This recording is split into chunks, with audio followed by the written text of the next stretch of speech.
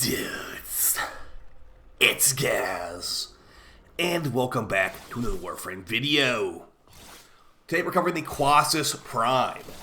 This thing was really annoying to build, and turns out it's very annoying to use in missions too. So we'll be going over some use cases for these war fans that can launch daggers on heavy attacks, and basically how much stronger they are than the Quassus normal, and pretty much what you would use them for, because I've got two main builds for you today. One for yellow crits and one for red crits. So before we get into this stuff, make sure to sub this channel. We do daily Warframe video uploads, build videos, news videos, discussion videos, all that kind of stuff in the right place for Warframe content.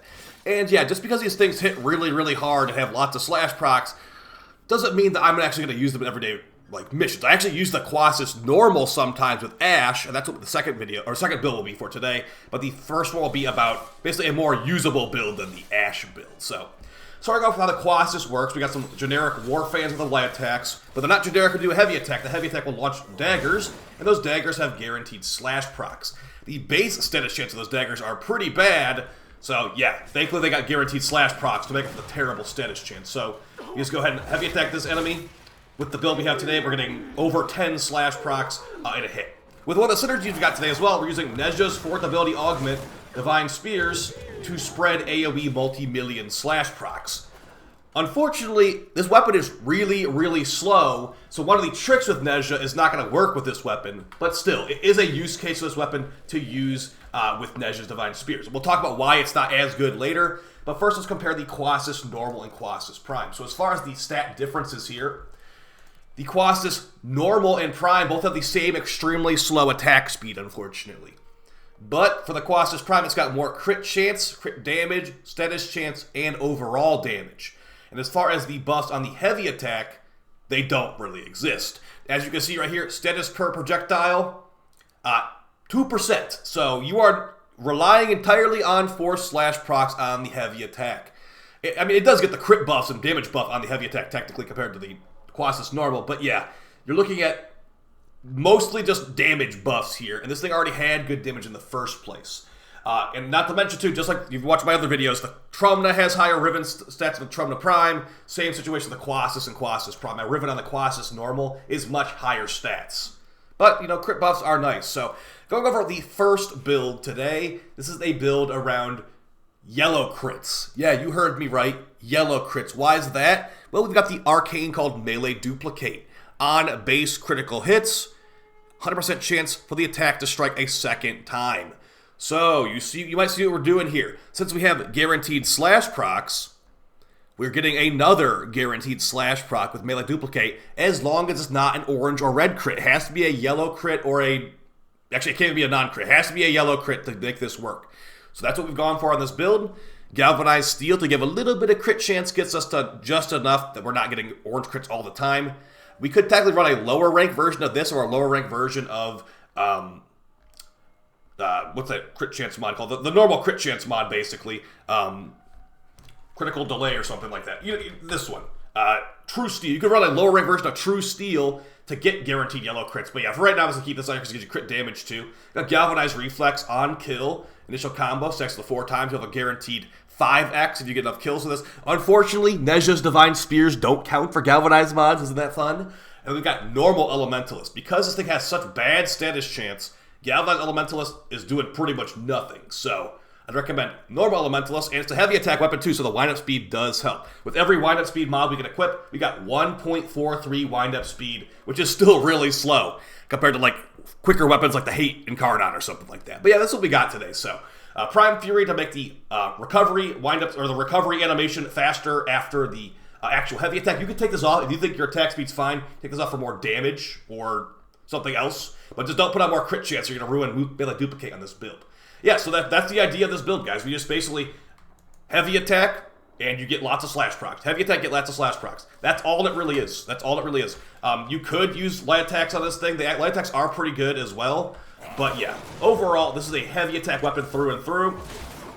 Now that being said, you might run into an Acolyte or something where it's like, well, I'm going to have to light attack you, then heavy attack you. This thing can kill Acolytes relatively well. Just for me, it's not like my main go-to weapon. So there you go. You can get multiple enemies hit by the slash proc there. Now we've got a 5x. Get them on the spears.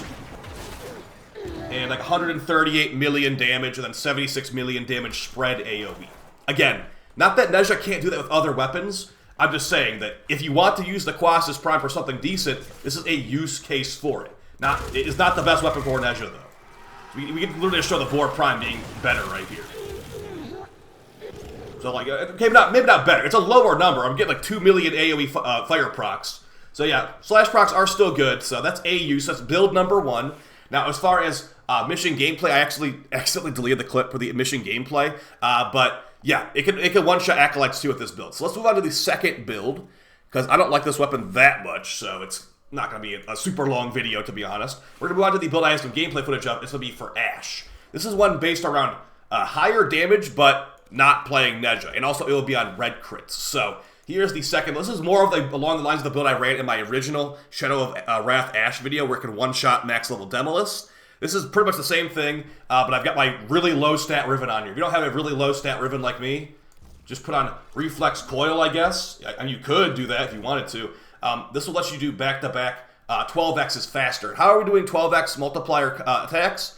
Melee Crescendo. On finish or kill, gain 6 initial combo for the rest of the mission. So you could put on Galvanized Reflex to have a permanent 5x and then go back to your 12x a little bit quicker. But for me, I got Reflex Coil on here for everyday players. But yeah, Galvanized Reflex could also work there too. Now, think about this build and why it's focused on red crits, unlike the other one, is because we are using Blood Rush on here. And since it has such bad status chance, we're not even bothering with Weeping Wounds. So in practice, you have to find a way to get finishers, pretty much. There's multiple ways to do it. You could do the Arrow mod set. You could use Ashe's third ability. You could use Vazarin grouping ability. You could use... The list goes on, basically. As long as you have a way to enable finishers on your loadout, that's how you can get these finishers to get the permanent 12x. And since this thing is so crit-focused, having Blood Rush on here does make it a lot stronger. You could also put Condition Overload on here, too. So here goes the dead Demolist right there. And it's also good against Acolytes, too. So if you're using Wrathful Advance from Kalervo, you can actually target the enemy with Wrathful Advance to teleport directly onto them. And yeah, the normal heavy attack on this thing is pretty decent. You're not going to be getting, like, the 20 guarantees, or the 12 guaranteed slash procs of the daggers with a teleport like that.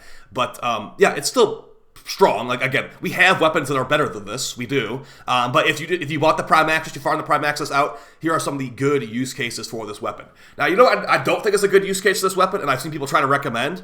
Melee Influence. This thing has such bad status chance. Why would you ever want to use Melee Influence on this thing? Some people do, so I can show a brief Melee Influence build here in a little bit. But yeah, I would not recommend it. I'd recommend actual Melee Influence weapons for that. Like, available this week, the Nami Solo Incarnon. Sure, go for that. It's got a lot more range, got a lot more status chance. And that was me trying to test like a heavy attack through the wall there.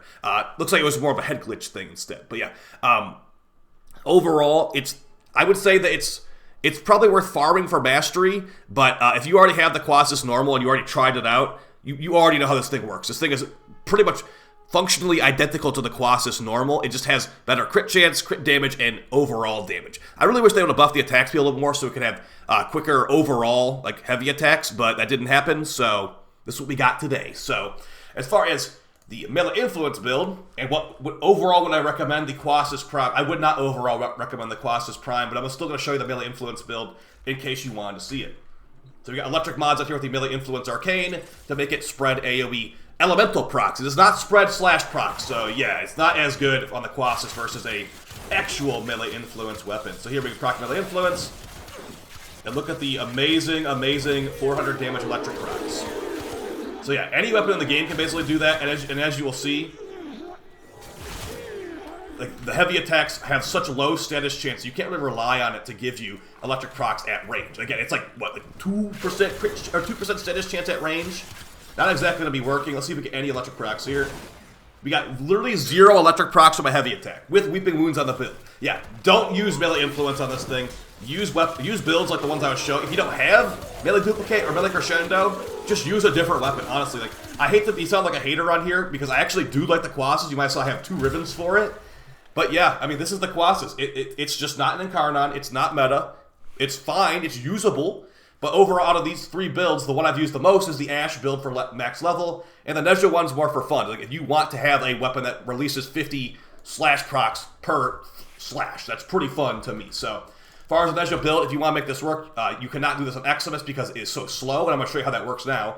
But yeah, basically, the reason it does not work on Eximus is because with Nezha's ability augment, Divine Spheres, they are only speared for 1 second. And the heavy attack wind-up speed of this weapon with every wind-up speed mod is 1.43, which is not quick enough. So, yeah, Divine Spheres, if you don't know how this works, basically, enemies on the Spears of Nezha will explode and multiply the DOT / toxin or heat, and it spreads pretty far range. So, ideally, you are able to attack them instantly after they're speared. And with Eximus enemies, they are on the spear for literally 1 second, like I said, so you don't have enough time to do that. So it's totally fine on enemies with no overguard, like these guys right here. You can actually debuff them too in the amount of time we have. So right there. Easy, big explosion death.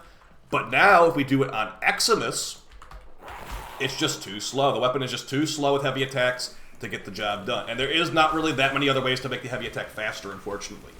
Alright, so we're gonna, this is not gonna work, so I'm just gonna show you this not working. So, fourth ability, immediate heavy attack. Look, the spears were already gone by the time the animation went off, so unfortunately that's not gonna work.